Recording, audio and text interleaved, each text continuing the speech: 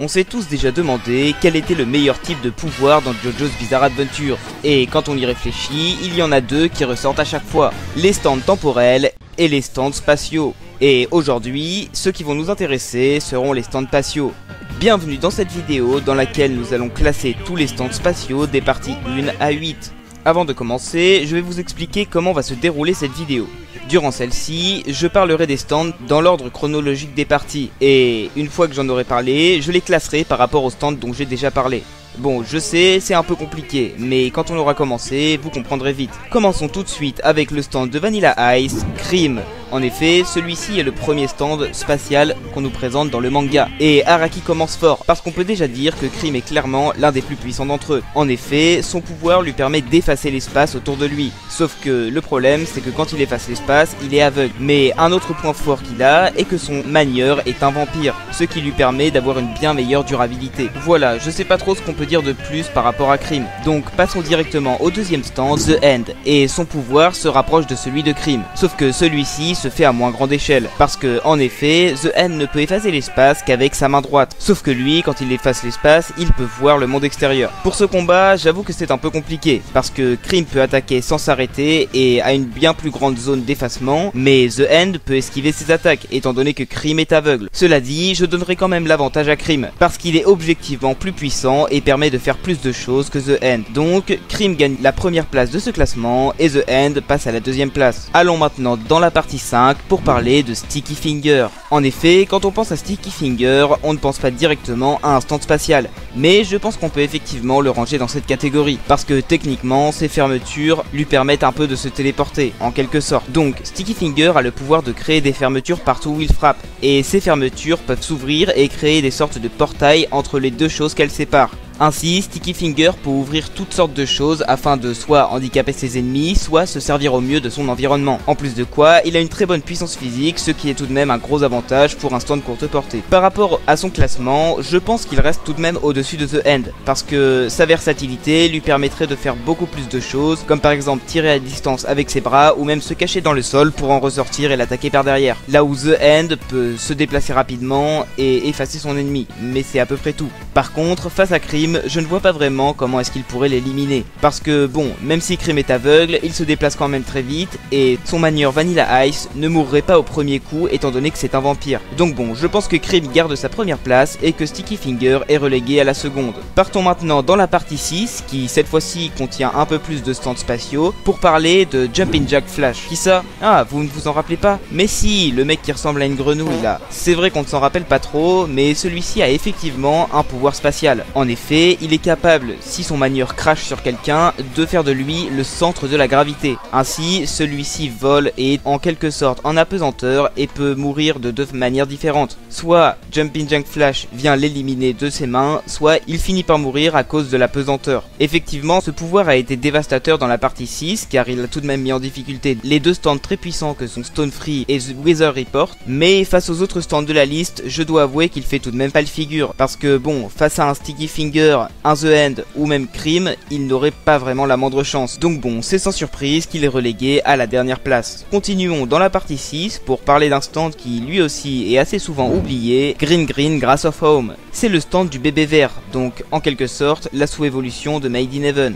Et celui-ci a effectivement un pouvoir assez intéressant. En effet, son pouvoir lui permet de rétrécir toutes les personnes qui se rapprochent de son manieur, donc du bébé vert. Ainsi, une fois qu'une personne est assez rétrécie, G3H vient l'attaquer étant donné qu'il a une taille de géant par rapport à son adversaire et peut soit l'écraser, soit le ramener le plus proche possible de son manieur, histoire qu'il rétrécisse tellement qu'il finisse par disparaître. Donc ce pouvoir a un stand très intéressant et qui paraît extrêmement puissant. Mais bon, vu que ses autres adversaires sont tous des stands spatiaux, on pourrait croire qu'ils pourraient presque tous le contrer. Mais en fait, ce n'est pas vraiment le cas. Par exemple, Sticky Finger, il n'a pas vraiment d'arme pour contrer cette attaque, et ne pourrait pas vraiment l'attaquer, étant donné qu'il se ferait rétrécir et que ses fermetures ne peuvent pas vraiment ouvrir l'espace en tant que tel. Ils ne peuvent ouvrir que des objets. Donc Sticky Finger n'a aucun moyen de l'attaquer, là où Green Grass of Home en a un.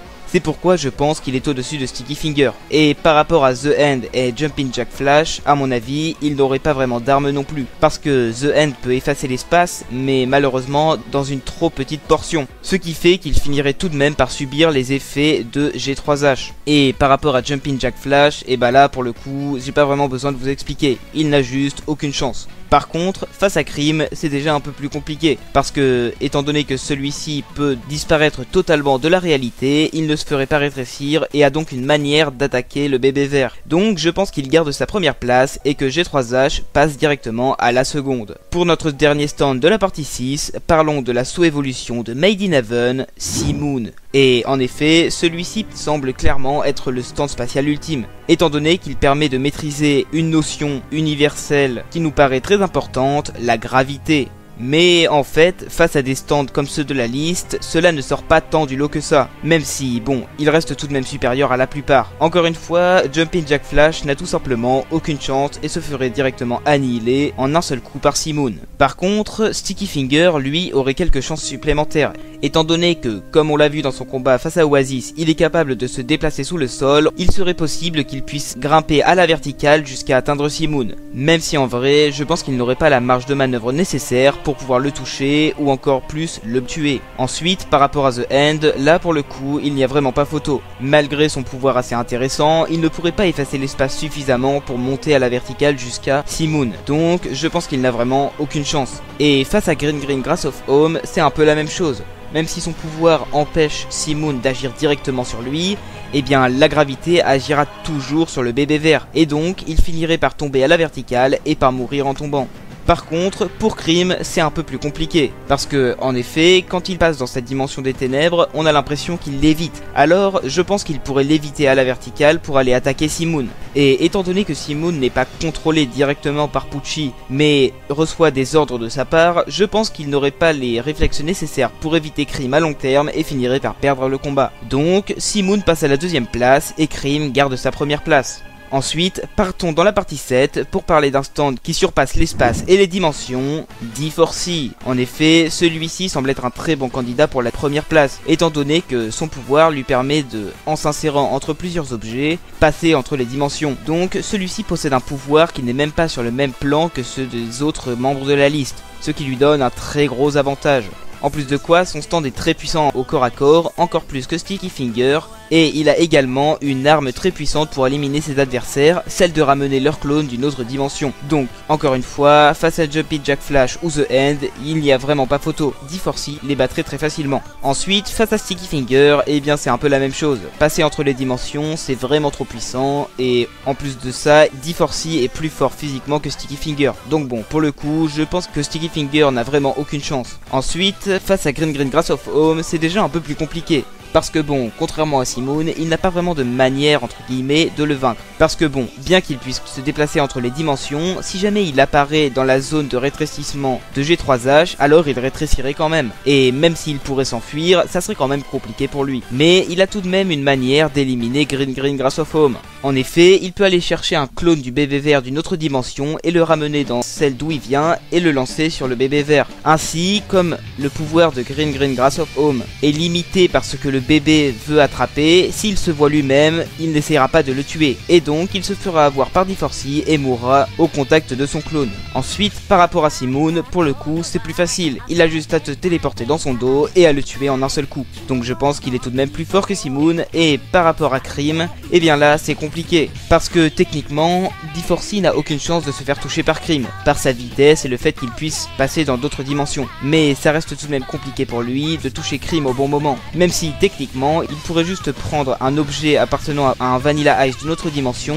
et attendre que dès qu'il sorte de Cream, lui lancer dessus afin qu'il se désintègre. Donc je pense que D4C a tout de même un avantage face à Cream, ce qui le propulse à la première place et relègue Cream à la seconde. Passons maintenant à la partie 8, dans laquelle étonnamment il y a un très grand nombre de stands spatiaux. Et commençons par Nut King Cole, le stand du pire personnage de tout JoJo's Bizarre Adventure. En effet, celui-ci a un pouvoir qui peut s'apparenter à celui de Sticky Figure, mais en moins puissant, parce que effectivement il ne peut le faire que sur de petits objets. Il ne peut pas par exemple ouvrir le sol avec ses écrous. Et en plus de quoi, on n'a pas vraiment de stats sur les puissances physiques de son stand, mais il ne semble pas très fort, étant donné qu'il n'a pas fait tant de dégâts à un humain normal en lui mettant pourtant un barrage de coups de poing directement dessus. Donc à cause de ça, à mon avis, il passe avant-dernier, juste devant Jumping Jack Flash. Ensuite, parlons de mon stand préféré de la partie 8, Awakening 3 Leaves. En effet, ce stand est assez peu présent dans la partie, mais il est pourtant très puissant, même si bon, je vais pas vous mentir que j'ai un peu la flemme de vous expliquer son pouvoir étant donné qu'il est très compliqué à comprendre. Donc si vous l'avez oublié, allez voir sur un wiki avant de continuer la vidéo. Son pouvoir est très puissant et lui permet à mon avis d'avoir une supériorité sur Nut King Cole, Jumping Jack Flash et The End. Cela dit, face aux autres adversaires, ça va être plus compliqué. Déjà, face au haut du classement, elle n'a aucune chance. D4C, Cream, Seamoon ou Green Grass of Home ne ferait qu'une bouchée d'aile. Par contre, face à Sticky Finger, c'est un peu plus serré, même si bon, son pouvoir va avoir du mal à l'atteindre, étant donné qu'il peut rentrer dans le sol pour se cacher. Donc bon, je la mettrai juste derrière Sticky Finger pour le moment. Ensuite, parlons de Space Trucking. Alors, ce stand est très peu montré, parce que bon, il n'est présent que dans les derniers chapitres de la partie 8, mais c'est le stand de la mère des Higashikata dans la partie 8. Et celui-ci lui permet de stocker un objet entre deux cartes, et de le faire réapparaître quand elle veut. Alors bon, dit comme ça, ce stand paraît plus être un stand utilitaire que apte au combat. Mais en vrai, si elle stocke des objets comme des couteaux ou des objets extrêmement volumineux et qu'elle les sort au bon moment, cela peut être extrêmement utile, et assez versatile pour avoir le dessus sur des stands assez faibles de cette liste, comme Jumping Jack Flash ou Nut King Cole. Par contre, je ne pense pas qu'on pourra la mettre plus haute, parce que bon, les autres stands sont quand même très puissants, ne serait-ce qu'au corps à corps, ce qui permettrait déjà de la vaincre. Maintenant, pour le dernier stand de cette liste, parlons de I Am a Rock. Alors pour le coup, je ne suis pas vraiment sûr qu'on puisse le qualifier de stand spatial, parce que son pouvoir n'a pas un très grand rapport avec l'espace. Mais bon, je vous fais déjà un petit résumé pour que vous puissiez vous faire votre avis. En effet, son pouvoir lui permet de, quand il touche quelqu'un, attirer plein d'objets spécifiques d'une même nature à cette personne. Donc bon, techniquement, c'est un peu une sorte d'antigravité, mais qui ne marche que sur une seule sorte d'objet. Donc je pense qu'on peut qualifier ça de stand spatial. Alors, par rapport au classement, I Am a Rock est assez intéressant, et surtout combiné à la nature d'homme rocher de son manieur, qui lui permet de se cacher dans le décor. Mais bon, le problème, c'est qu'en combat direct, il ne peut pas faire grand chose. Donc bon, je pense que face à tous les stands qui se débrouillent un petit peu au corps à corps, il serait plus faible. Donc je le mettrai en 8ème position, juste derrière The End. Voilà pour cette vidéo sur les stands spatiaux. Alors peut-être que vous avez des avis différents des miens par rapport au classement, et si c'est le cas, je serai heureux de les lire en commentaire. Si cette vidéo vous a plu, n'hésitez pas à la liker ou à vous abonner, et moi je vous dis à plus tard pour une prochaine vidéo.